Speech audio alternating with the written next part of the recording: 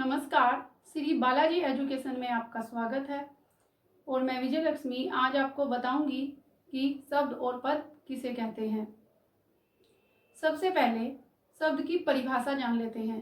दो या दो से अधिक वर्णों के सार्थक समूह को शब्द कहते हैं। मैंने यहाँ भी लिखा हुआ है सार्थक समूह। ध्यान देने की बात है कि अगर वर्णों का ऐसा समूह है जिसका कोई अर्थ है तो वो शब्द है। अगर हम किन्हीं भी वर्णों को उठाकर एक साथ लिख देंगे तो वो शब्द नहीं कहलाएंगे। शब्द वो जब ही कहलाएगा जब उसका कोई अर्थ हो। मैंने यहाँ 3 शब्द लिखे हैं। कमल, पुस्तक, पढ़ना। अब जैसे कमल है, कमल से एक नया शब्द बन सकता है। 3 वर्णों से मिलकर बना है, इससे नया शब्द बन सकता है कलम। लेकिन अगर मैं इससे तीसरा शब्द बनाऊं जैसे ल, म, क, तो क्या कोई शब्द होगा? नहीं, ये शब्द नहीं कहलाएगा। तो इस प्रकार से शब्द क्या है? एक अर्थवान इकाई है, अर्थात शब्द का कोई ना कोई अर्थ होता है और शब्द स्वतंत्र होते हैं। अब हम बात करते हैं पद किसे कहते हैं। शब्द के बाद पद पढ़ते हैं। तो शब्द जब व्याकरण के नियमानुसार वाक्य में प्रयुक्त होते हैं तो पद कहलाते हैं। अर्थात जब जो शब्द होते हैं व्याकरण के नियमों में बंध कर एक वाक्य बनाते हैं तो यही शब्द क्या कहलाते हैं? पद कहलाते हैं। जैसे मैंने यहाँ 3 शब्द लिखे थे, कमल, पुस्तक, पढ़ना। तो मैंने यहाँ लिखा है कमल पुस्तक पढ़ता है और यहाँ पर ये कमल है जो ये पद बन गया क्योंकि ये एक वाक्य के अंतर्गत है और यहाँ कमल एक शब्द है क्योंकि वो स्वतंत्र है, वो वाक्य से बंधा हुआ नहीं है। इसी प्रकार से पुस्तक भी यहाँ पद है और पढ़ता भी यहाँ एक पद है। तो शब्द जब तक तो शब्द है, जब तक वो स्वतंत्र है, लेकिन जब वो वाक्य में बंध जाता है तो इनके लिंग, वचन आदि जो है वो बदल जाते हैं।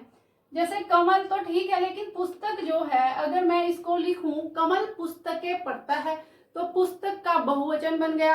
अगर मैं लिखूं कमल पुस्तकों को पढ़ता है तो पुस्तकों, यहाँ वो भी बहुवचन आ जाएगा, बहुवचन ही होगा पुस्तकों शब्द, और उसके बाद के जो है उसके साथ विभक्ति लग जाएगी।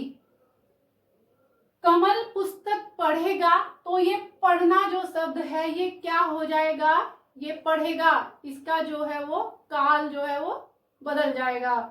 तो इस प्रकार से शब्द जब वाक्य में प्रयुक्त होते हैं तो उनके अर्थ बदल जाते हैं।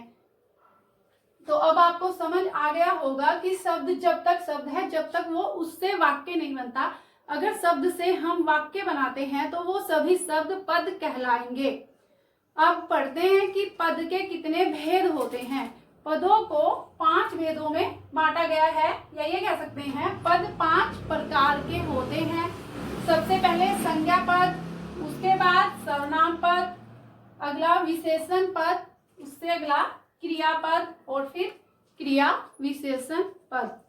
तो पद के कितने प्रकार होते हैं? पद 5 प्रकार के होते हैं।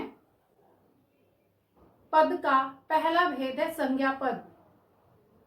वाक्यों में जब संज्ञा शब्दों का प्रयोग होता है तो वही शब्द संज्ञा पद कहलाते हैं। जैसे यहाँ है संज्ञा पद का ये पहला उदाहरण है, भारत महान है। तो इसमें संज्ञा क्या है? भारत। ये क्या कहलाएगा? संज्ञा पद। अब अगला उदाहरण है ताजमहल सुंदर है। इसमें संज्ञा क्या है? ताजमहल। तो ताजमहल और भारत दोनों क्या है? संज्ञा है, संज्ञा शब्द हैं और इनका प्रयोग वाक्य में हुआ है तो इसलिए ये क्या कहलाएंगे? संज्ञा पद कहलाएंगे। तीसरा उदाहरण है बचपन, जो कि भाववाचक संज्ञा का उदाहरण है। ये भी संज्ञा पद ही कहलाएगा। अगर आपको ऐसे एग्जाम्पल आ जाते हैं और पूछा जाए कि इनमें से संज्ञा पद छांटिए तो आपने क्या करना है कि उसमें आपने संज्ञा शब्दों को देखना है, कौन से शब्द हैं जो संज्ञा है वही आपके संज्ञा पद हैं। अब है सर्वनाम पद। तो सर्वनाम पद कौन से कहलाते हैं? वाक्य के अंतर्गत जब सर्वनाम शब्दों का प्रयोग होता है, क्योंकि वाक्य में जो शब्द होते हैं वो फिर पद कहलाते हैं जब वाक्य में प्रयुक्त हो जाते हैं। तो जो सर्वनाम शब्द हैं वही सर्वनाम पद हैं।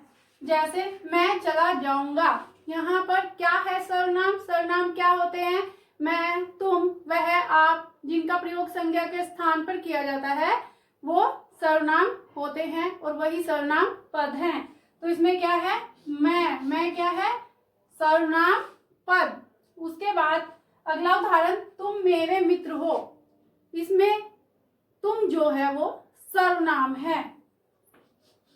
उसके बाद वे खेल रहे हैं, अब इस वाक्य में क्या है सर्वनाम, इसमें वे, जैसे कि तुम, वे, मैं, आप, इन्हीं शब्दों का तो प्रयोग होता है सर्वनाम में, इन्हें ही सर्वनाम कहा जाता है। तो ये आपको समझ आए संज्ञा पद और सर्वनाम पद। अब उसके बाद बारी आती है विशेषण पद किसे कहते हैं।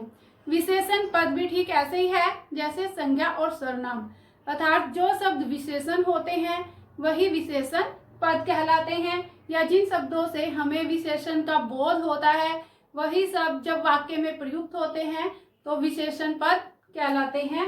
जैसे मोहन ईमानदार है, तो यहाँ पर क्या है विशेषण, मोहन ईमानदार है, मोहन की विशेषता बताई जा रही है। तो ये ईमानदार शब्द क्या हुआ, मोहन की विशेषता बताने वाला शब्द विशेषण।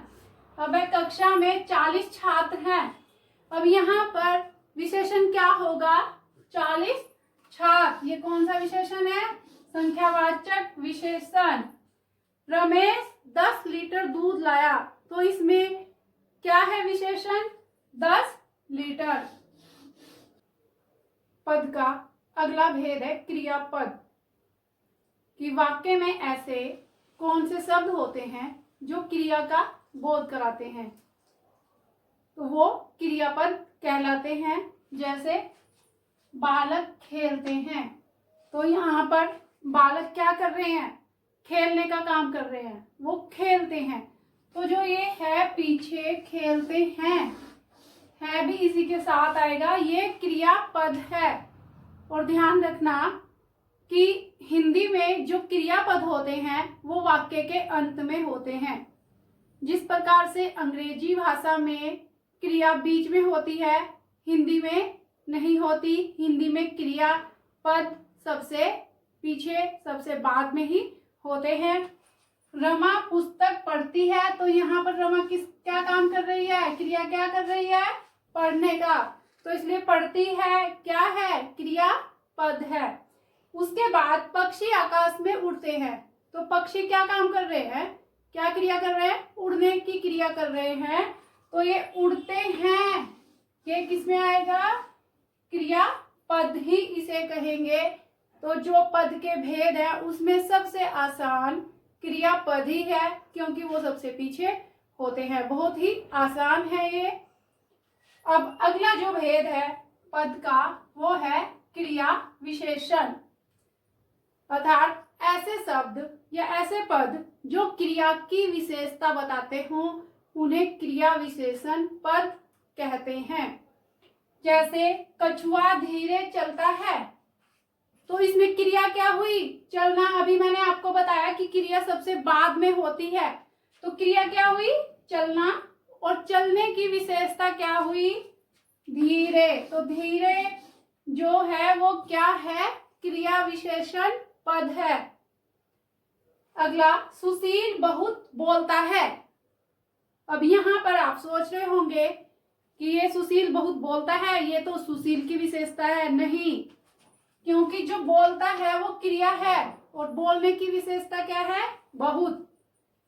सुशील की क्या विशेषता हो सकती थी, अगर हम इसका एक नया उदाहरण दें, सुशील ईमानदार है, सुशील स्वस्थ है, सुशील गोरा है, सुशील लंबा है। इस तरह से अगर कोई और शब्द होता तो वो सुशील की विशेषता होती, लेकिन ये बोलने की विशेषता क्या है, बहुत। तो इसलिए ये क्या हुआ, क्रिया विशेषण पद है, ये क्रिया की विशेषता बता रहा है यहाँ पर। अब वह अवश्य आएगा, इसमें क्रिया क्या है, आएगा, और उसकी विशेषता क्या है, अवश्य। अवश्य अर्थात जरूर आएगा। तो इस प्रकार से आज हमने शब्द और पद से संबंधित जानकारी जो है वो साझा की। अगर आपको यह जानकारी अच्छी लगी हो तो कमेंट बॉक्स में लिखकर जरूर बताएं। धन्यवाद।